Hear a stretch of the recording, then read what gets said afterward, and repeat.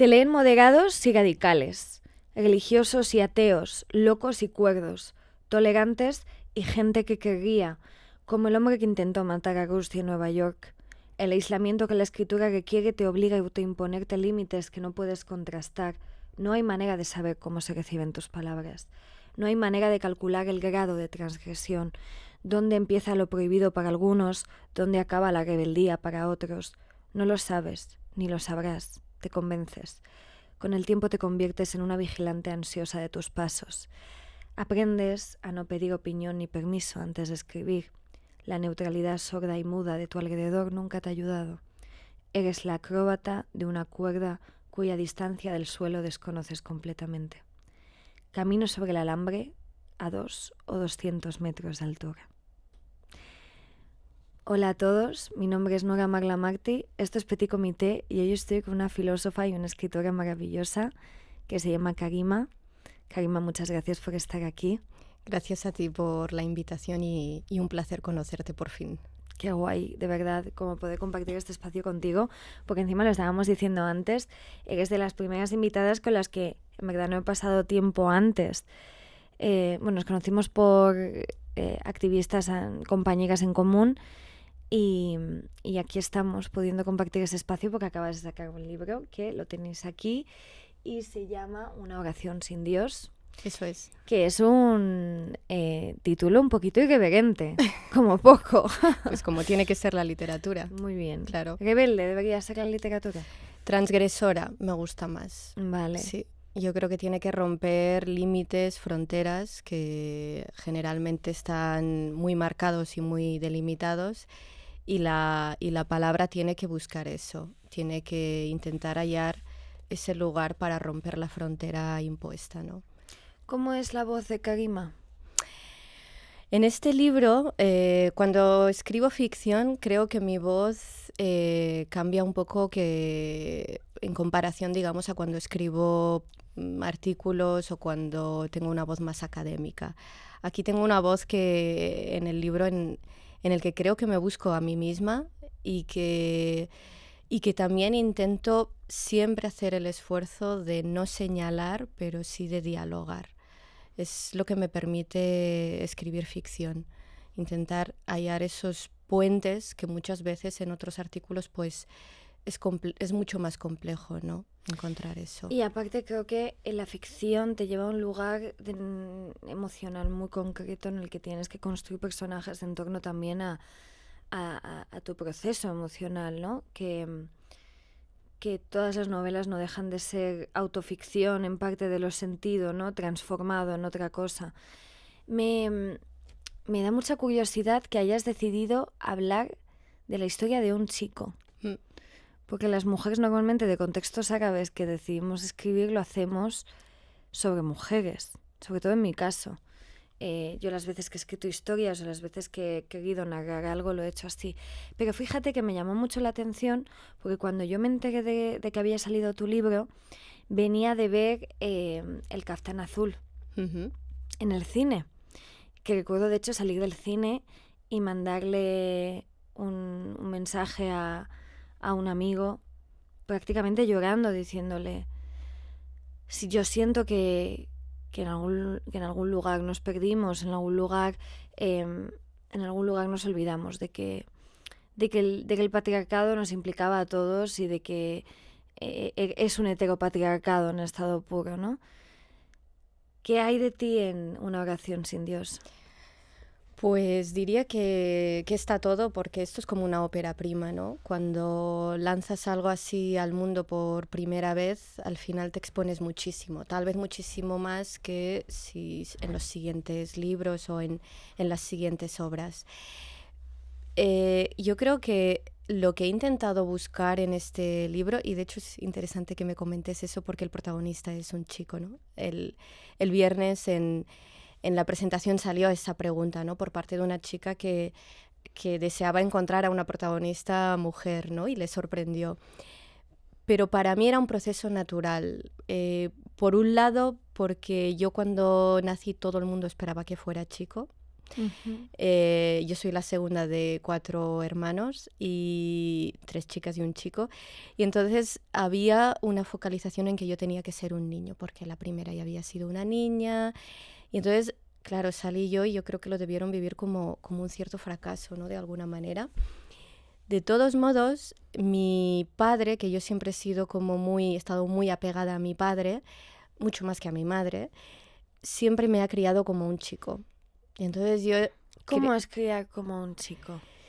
Pues en mi familia eso estaba bastante claro, cómo criar a una chica y cómo educar a un niño, ¿no? Creo que los papeles y los roles ahí estaban muy definidos en mi caso.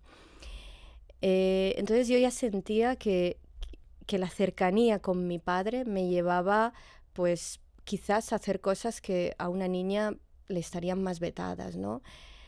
Mi padre me llevaba a todas partes, a ver a sus amigos, salía con él. Entonces yo estaba en ese mundo, de pequeña evidentemente, y yo sentía que era como un niño.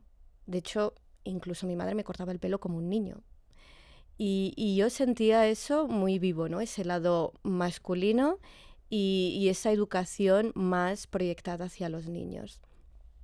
Entonces, por un lado, sentí que le debía algo a esa infancia masculinizada que yo recibí de alguna manera. Evidentemente eso se corta en el momento en que tengo la primera regla. Entonces, a los 12, 13 años hay un cambio muy brusco en mi forma de percibir el mundo, en el trato, digamos, dentro de la familia, en los roles. Pero esto es muy fuerte y esto nos genera disociaciones muy grandes, porque yo, por ejemplo, me pasaba lo mismo. O sea, de pequeña llevaba el pelo corto, me cortaban todo el rato el pelo, me compraban las mismas sudaderas que a mis primos chicos, yo jugaba como todos mis primos y nunca se me dijo absolutamente nada sobre ello.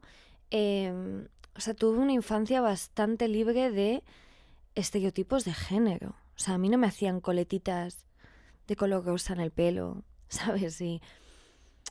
Y por un lado lo agradezco un montón, porque creo que, fíjate que sí que pienso que yo vivía mucha presión por el lado, en el cole, por ejemplo, ¿no? Porque todas las niñas iban vestidas de rosas, de flores, de vestidos, de tal y de cual. Y claro, yo era una niña, entonces yo quería eso también. Pero luego con el tiempo entendí que me ayudó mucho a no creer que ser mujer es ser femenina, ¿no? Uh-huh. Como lo que entendemos, entendida la feminidad desde donde la estamos entendiendo. Y que esa neutralidad de género, que no es más que dejar que los niños sean, que no es más que no ver como algo peor que una niña pues quiera jugar al fútbol todo el rato, se quiera caer todo el rato y o sea, a una niña hay que ponerle un calzado cómodo para correr, hay que poner un calzado cómodo para si se cae, por si se cae, hay que poner de nuestra parte para que las niñas sientan que pueden usar el espacio que tienen, ¿no? Claro, yo no sé cómo lo viviste tú, ¿no? En ese sentido, pero veo paralelismos, ¿no? Pero es verdad que en mi familia no ha habido una predisposición a una educación clara cuando somos niños, ¿no? En la etapa más infantil. Es decir, yo en ese momento no percibo eso que dices tú, ¿no? Que hay unas diferencias para niños, para niñas. Que mi padre me llevara a todas partes y que me enseñara a arreglar enchufes al final me ha servido, ¿no? Evidentemente. Pero claro, era el rol que él había adoptado conmigo, a pesar de que ya luego nació mi hermano, ¿no? Ya había un niño en la familia que podía adoptar ese rol, pero aún así ese rol, esa relación, digamos, se mantuvo. Lo que pasa es que hay un momento en el que yo paso de poder llevar la ropa que yo quiera, lo que dices tú, que además es que yo jugaba al fútbol, bueno, en ese Yo sentido, claro, en ese sentido yo recuerdo una infancia bastante relajada. Lo que ocurre cuando tu cuerpo ya empieza evidentemente a mostrar signos de ahora lo que tengo aquí delante ya es una mujer. O sea, en ese momento ya se traspasa esa barrera, ¿no? Y yo empecé a percibir en ese momento que algo se terminaba, algo se rompía y empezaba algo en lo que tal vez tenía que ir acomodándome, tenía que ir como encajando como una pieza que no termina tampoco de amoldarse. ¿Qué fue lo más duro de esa transición? Pues Yo recuerdo, quizás lo más complejo para mí fue romper la relación con mis amigos, con los niños, con mis Con los primos. chicos, ¿verdad? Claro, o sea, el hecho de que el mundo masculino en el que yo pues navegaba como quería siendo niña, eso se iba terminando, yo creo que eso fue lo que más me chocó, fue lo que más sentí como una violencia de alguna forma. Pues eso es muy curioso porque a mí me pasa lo mismo y es algo que he tenido que rattraper, como se diría en francés, con el paso de los años y ya de adulta, porque hubo una brecha muy clara, sobre todo en la adolescencia, en la primera adolescencia, en la que obviamente se te empieza a explicar que una cosa es ser niña y otra cosa es ser niño, y que los límites para las niñas son muy distintos de aquellos para los niños. Y entonces yo recuerdo que al final ese muro que se impone, que es un muro invisible, pero que está allí, que está presente, que delimita también que las mujeres que seamos vistas como peores por según qué tipo de actitudes o según qué tipo de decisiones tomemos con respecto a nuestros cuerpos. Y yo sí que ha habido hombres que han estado presentes en todas mis etapas desde que soy niña, afortunadamente, pero sí que de algún modo se impuso una brecha que yo, por ejemplo, he tenido que deconstruirme muchísimo, porque hay algo también de la psique cuando se le empieza a contar a las niñas que pueden ser cuerpo de pecado para los hombres, en la que nuestra concepción sobre nosotras mismas con respecto a los hombres cambia. Y es una de las mayores cárceles que tenemos, sobre todo porque si estamos convencidas de que no podemos relacionarnos con los hombres desde la no sexualidad, desde la ausencia de sexualidad, que es completamente posible y que me da tanta lástima cuando veo a tantas mujeres decir, es que yo no creo en la realidad y la posibilidad de que chicos y chicas puedan ser hombres y mujeres puedan ser amigos, ¿no? Claro, yo de alguna forma viví con esa premisa durante muchos años, porque la sociedad al final, bueno, yo crecí en Marruecos, ¿no? Pero está allí, es una cosa como intrínsecamente comunitaria, entonces yo creo que es una mella muy dolorosa. Claro, es dolorosa y en parte lo es, creo, porque muchas veces cuando intentamos ponerle rostro, cara a el porqué estas segregaciones sexuales, por ejemplo, que empiezan a esas edades, los espacios marcados para mujeres y para hombres, yo creo que esa prohibición de mezclarnos es con lo que luego creces con esta idea de solo hay vínculo sexual entre un hombre y una mujer. Solo puede ¿no? ser sexoafectivo. Claro, cuando exacto. De todos modos, y eso es lo que intento hacer en el libro, y por eso el protagonista también es un chico, yo lo que intento es entender eso desde dentro de la familia, porque creo que es el primer núcleo donde empiezan a tomar forma todos estos límites, todas estas fronteras con las que luego crecemos. Yo creo que hay que ir al interior, digamos, de ese núcleo y entender cómo se engranan estas relaciones. Para mí eso es lo más importante, porque si no, todo lo demás, las leyes, el sistema, creo que no funcionaría si dentro de la familia no empezara a engranarse todo este mecanismo, activarse todo este mecanismo de separaciones, de prohibiciones, de violencias sobre el cuerpo.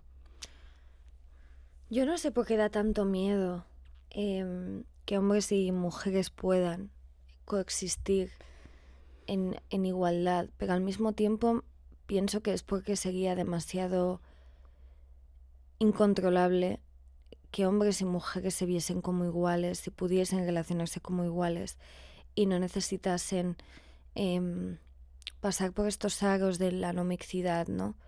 Que a mí me parecen francamente como del Pleistoceno, como, no, o sea, yo hay veces que me he encontrado con circunstancias de, pues eso, de hombres que no quieren dar la mano, ¿eh? A los que obviamente yo no he dado la mano, pero de repente he visto mujeres sentirse cortadas como por decir, ay, vale, pues, pero encima sentir la culpa de decir, yo estoy franqueando un límite que a mí se me impone, ¿no? ¿Cómo vivir eso en el sentido pleno de decir, no cada vez que nos acercamos a un hombre, o no debería ser que cada vez que un hombre se acercase a nosotras se diese por sentado un vínculo sexoafectivo de alguna forma. Es que, claro, yo creo que ahí hay un factor miedo muy importante. Es decir, yo cuando me fui a vivir sola, me fui a Valencia a hacer un máster después de terminar la carrera en Barcelona, y yo recuerdo que me preocupaba mucho que mi madre supiera que estaba compartiendo piso con un chico, porque en ese momento fui pasando por distintos pisos, pero en uno de ellos estuve compartiendo con una chica y con un chico. Y yo evitaba totalmente, cuando iba a visitarla, comentarle esto a mi madre, ¿no? Es que estoy compartiendo piso con un chico. Y una vez dije, mira, es que esto hay que romper con esto. Yo se lo tengo que decir porque no quiero cargar tampoco con ese miedo con el que crecemos, porque es miedo al hombre, es miedo, y es verdad que, o mi sensación al menos es que nos hacen crecer, nos educan para tenerle miedo al hombre. Y yo me acuerdo cuando se lo dije a mi madre, que me dijo, pues tendrás que cerrar la puerta de tu habitación. Claro, yo entiendo eso de mi madre, evidentemente, porque soy consciente de que ella ha crecido con la idea de que al hombre hay que temerlo. Y eso nosotras como hijas lo hemos heredado. Claro, lo hemos heredado, y es muy difícil sacarse esto de encima. Es miedo, pero a la vez también es necesidad de este hombre. Es una ambivalencia en la que se vive constantemente en relación al hombre. Pero porque en parte es verdad, de alguna forma los hombres han sido los depredadores de las mujeres en el sentido sexual plenamente, y entonces las mujeres han tenido que aprender a, ¿no?, como a protegerse de alguna forma para no vincularse con los hombres. Pero el problema no creo que sea cómo nosotras tengamos que posicionarnos para que los hombres no nos violenten, sino cómo tenemos que constituirnos como sociedades que normalizan la no violencia dentro de los espacios mixtos. De hecho, fíjate, a mí una de las cosas que más llevo 7 años ya viviendo fuera de Marruecos, pues a mí el estar en una discoteca rodeada de hombres es algo que me sigue generando... No es rechazo, pero aún sigo aprendiendo a gestionar la energía, al menos heterosexual, ¿no? Uh-huh. Que esto es curioso también, porque es otro mundo completamente distinto. Uh-huh. Cuando estoy en una discoteca, de repente noto esta energía y pienso, uy, ¿sabes? Es como... lo siento como una energía invasiva. Y momentos en los que de repente no he entendido el cariño de los hombres que simplemente me tenían cariño, ¿no? Porque al final estaba relacionada a una dicotomía, acostumbrada a una dicotomía de a menos que tengamos una relación sexoafectiva, o a menos que seamos compañeros de clase de toda la vida del cole, que es lo que me pasaba a mí con mis compañeros, no hay nada en medio, ¿no? Con el tiempo obviamente descubres que no es así, y creo que también es súper liberador. O sea, hay algo liberador también, porque como nos han convencido de que todo tiene que ver con el sexo, de que todo tiene que ver con nuestra sensualidad, ¿no? Un poco como que se impone en las situaciones, pues al final te acaba metiendo en una vorágine mental en materia de relacionarte con otros hombres que no hace bien. Y ahí es donde yo te pregunto, ¿qué pasa con los hombres homosexuales? Pues yo creo que la homosexualidad las mujeres la toleramos bastante más. Probablemente no tenemos tantos problemas, digamos, a la hora de, ya no digo, digamos, de tener amigos, ¿no?, en nuestro círculo de amistades, pero para mí es curioso porque yo no he vivido mucho tiempo en Marruecos. Con 3 años yo ya me fui a vivir muy cerca de Barcelona, y lo que sí recuerdo es que en algunas visitas que hacíamos en verano, ¿no?, a Marruecos, era evidente que en casa entraban hombres que eran homosexuales, y automáticamente los hombres salían de casa si estaban en casa, mientras que las mujeres mis tías, primas, no tenían tanto problema en aceptar eso como, bueno, pues forma parte de nuestro círculo, de nuestra cercanía familiar y hay que aceptarlo como es. Entonces yo creo que las mujeres ahí sí sentimos, sí vivimos que es un espacio en el que no hay ese miedo hacia el hombre, porque es un hombre que se está acercando sin tantas trabas, digamos, al mundo femenino. Así es como yo lo relaciono con Marruecos, porque tengo muchas imágenes, especialmente de un hombre que vino con su madre a pedirle la mano a mi tía y resulta que el hombre era homosexual. Era claro, Ay, ¿no? eso es súper típico. Y entonces, sí, y venía con la madre y la madre estaba empecinada en que mi tía tenía que aceptar, ¿no? Entonces, claro, mi tía, yo era una adolescente, ¿no? Mirando a este hombre y pensando, pero no sé si ha habido suficiente diálogo entre la madre y el hijo, pero es evidente que este hombre no está en esa liga, ¿no? Y la madre estaba desesperada, yo creo. Entonces, claro, pienso que ese mundo se nos hace mucho más confortable, creo a las mujeres, que se nos hace mucho más cercano. Yo creo que es otro planeta de vida en el que, o sea, yo recomendaría a tantas mujeres como poder vivirlo alguna vez en sus vidas, pero sobre todo cuando estás en un ambiente de hombres homosexuales que no son misóginos, ¿no? Porque al final lo homosexual no te quita lo machista, no te quita lo misógino, ¿no? Pero cuando sí que estás en un lugar en el que te sientes lo suficientemente cómoda como mujer y lo suficientemente respetada por hombres que sabes que no tienen ninguna posibilidad de vínculo contigo, ni tú con ellos, ¿no? Yo creo que es otra toma de nivel de libertad que creo que la gente, o sea, como, no sé, bueno, a mí es que me explotó la cabeza. Yo recuerdo un día fui a casa de unos amigos y acabamos durmiendo, yo me quedé dormida entre ellos tres viendo una peli. Claro, yo me desperté y pensé, yo esto no lo hubiese hecho si estos hombres fuesen heterosexuales. Me parece una mierda. O sea, me parece fatal como la cantidad de cosas que luego con el tiempo sí que he logrado, ¿no? Ese nivel más de confort con hombres heterosexuales a mi alrededor, amigos, bueno, por los que no siento nada y que sé que no sienten nada por mí, ni siquiera a nivel sexual. Pero es tan complejo. Es de una liberación increíble sentir que en ningún momento formas parte de ser objeto de deseo del otro. Que es lo que creo que pasa, por ejemplo, en Marruecos entre las mujeres y los hombres homosexuales. Pero también siento que muchos de ellos que sí que han dado la cara por las mujeres, porque de alguna forma las opresiones se...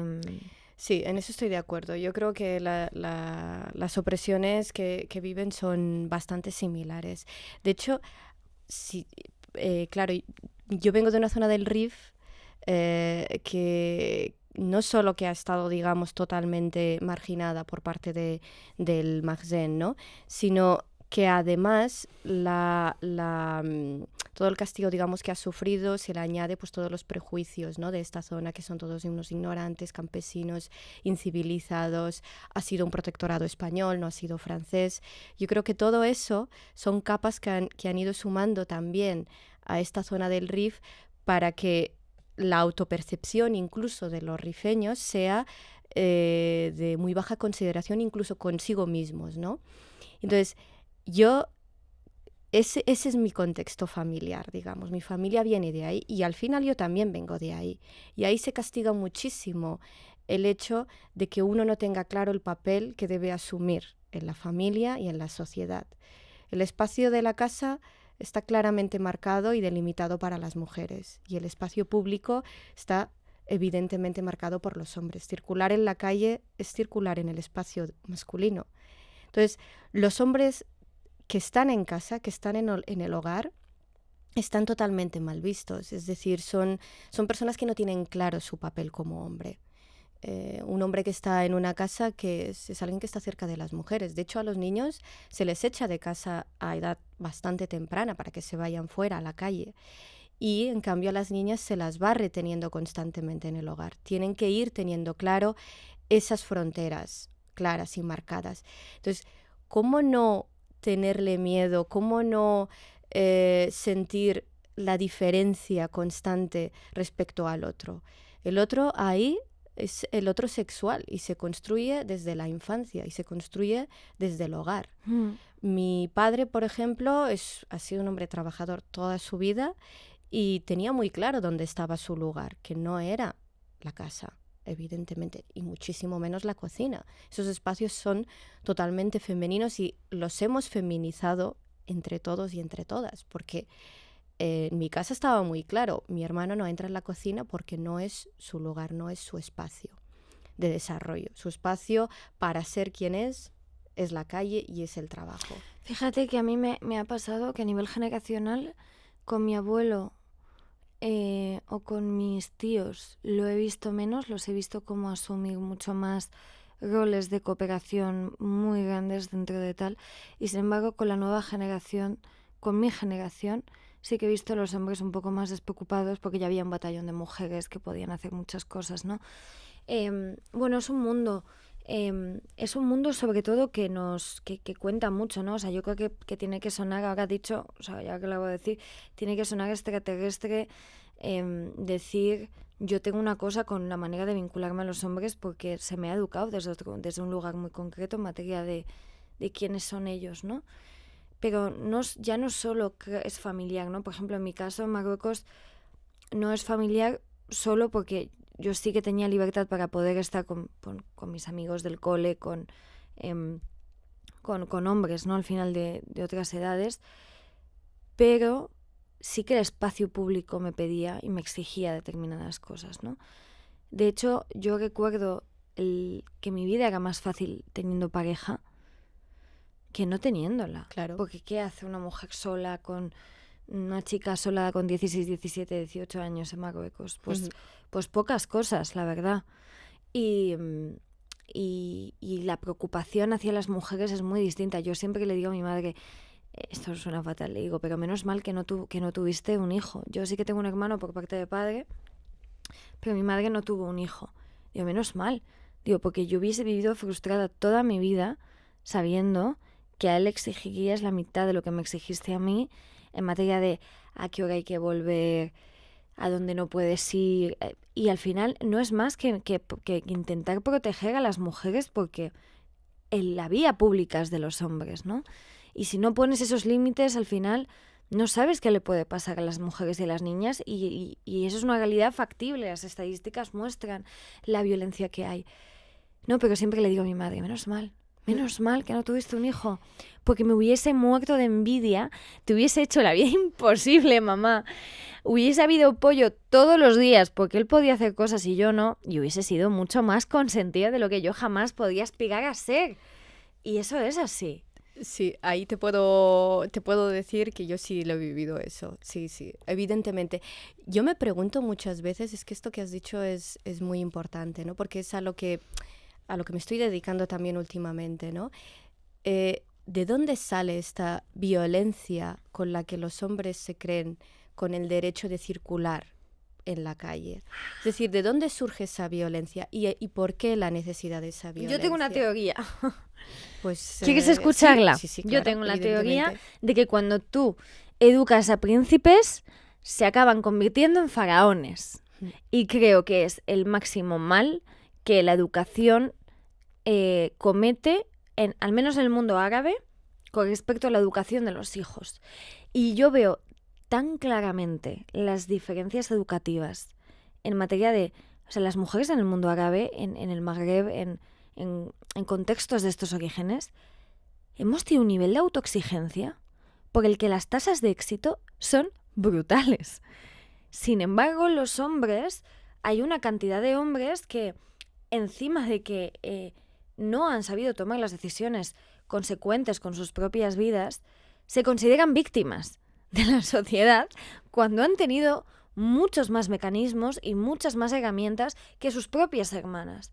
Y ahí es donde ahí es como donde ves referenciado como esta cosa de pobrecito hijo mío, ¿no? Porque el pobrecita hija mía es mucho más difícil de tener.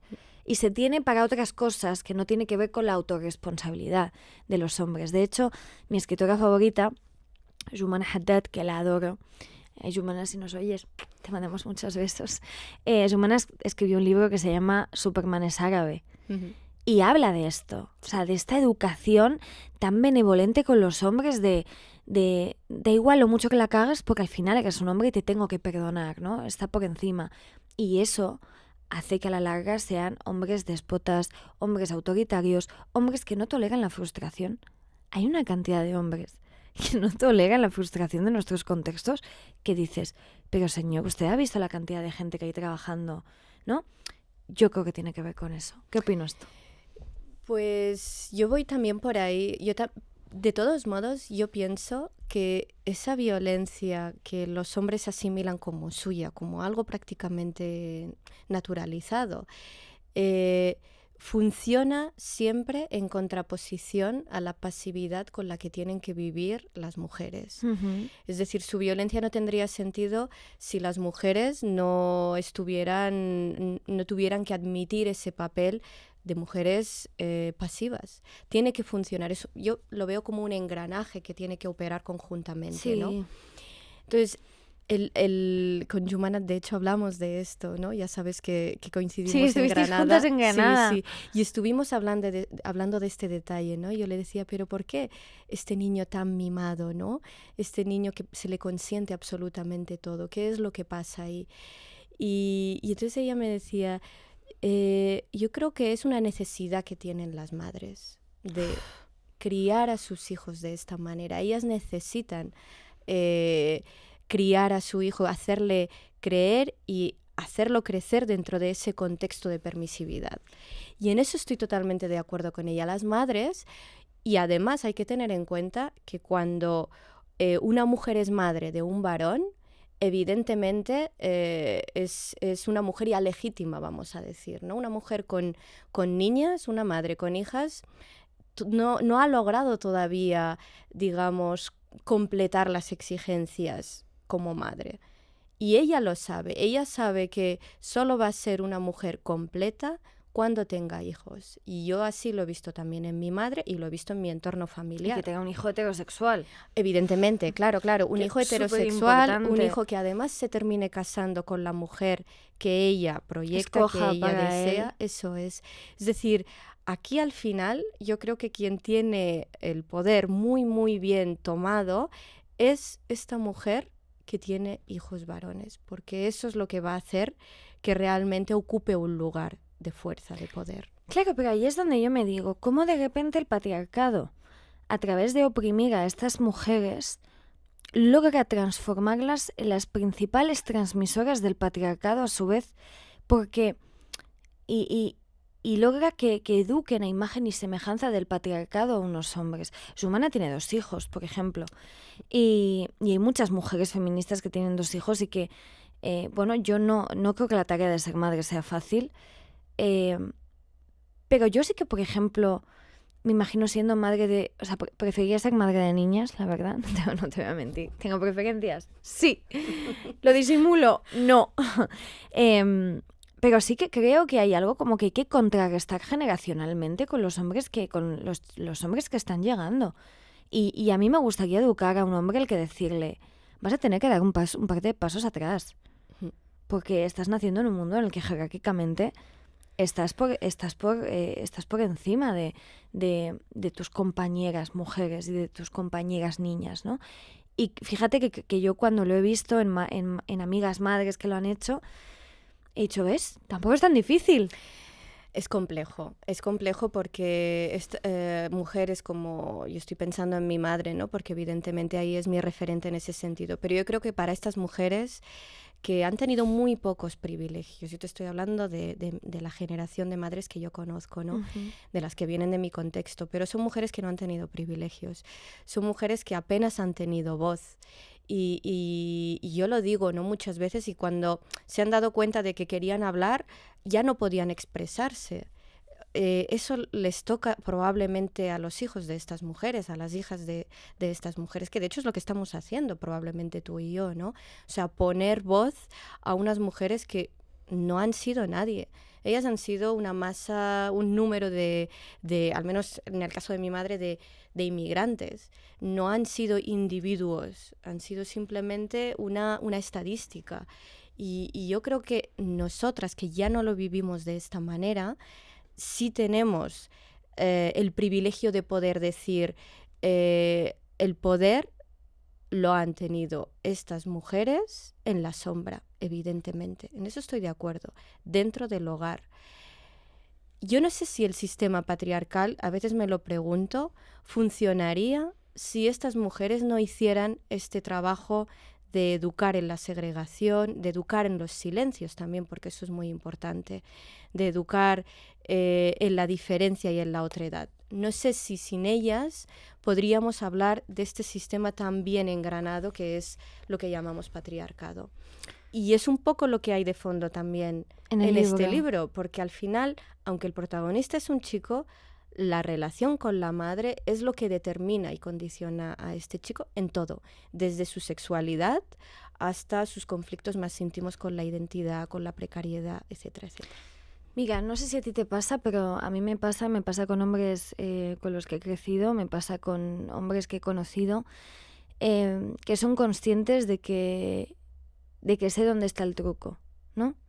De que tú los ves y dices, que nos vemos venir, ¿sabes? Entonces son estos hombres que te reconocen, que reconocen tu poder, que saben en qué plazas no torear, ¿sabes? Y que sin embargo ves cómo ejercen su poder con mujeres que no les recolocan en el sitio en el que les corresponde estar. Y me da tanta rabia porque siento que ejercen un tipo de... Siento que a mí me legitiman a través de saber que no les queda otra, porque yo ya sé... o sea, entiendo este constructo que ellos tienen y ya lo desmonto rapidito, pero buscan a mujeres explícitamente como pareja, como que todavía no lo han entendido, ¿sabes? Y es muy mezquino y muy macabro porque dices, si te has criado conmigo. Sí, pero ellos necesitan reproducir eso porque no solo es lo único que conocen, sino que es lo que les permite seguir reproduciendo ese papel. Evidentemente contigo probablemente ya no vaya a funcionar por un motivo, porque es lo que te decía, tú ya tienes la suficiente capacidad, la suficiente visión para ver evidentemente la forma de funcionar, ¿no? de este mundo masculino también tan constreñido, porque al final eso les priva también de libertad. Yo eso lo he visto en algunos chicos que sí, tenemos estos privilegios y de alguna manera los aceptan, pero también hay momentos de conciencia en el que se dan cuenta de que su libertad no es total y que están, digamos, casi subyugados también a ese sistema patriarcal. Están subyugados a la imagen de la violencia que tienen que proyectar todo el rato, a esta necesidad de rodearse de un aura, digamos, de fortaleza innecesaria, de hombres que no saben llorar y que se van a pasar toda la vida llorando. A mí es algo que me parte el alma, ¿no? Es decir, ¿cuántos hombres necesitan llorar y no lloran todos los días en este planeta? Y cuando lo piensas, yo una de las cosas que también me digo es, yo me siento traicionada cuando de repente veo a hombres que han crecido con mi libertad cerca, con mi tipo de ejemplo de mujer al lado, y con muchos ejemplos de mujeres libres a su alrededor, pero que buscan conscientemente una mujer que no es que no sea libres, pero que no ha hecho ese camino de revolución, ni sexual, ni de independencia, ni de emancipación, ni ideológica, porque esa es otra revolución muy grande. Y dices, wow, qué manera de vendernos. Y entonces dices, no necesito que me legitimes.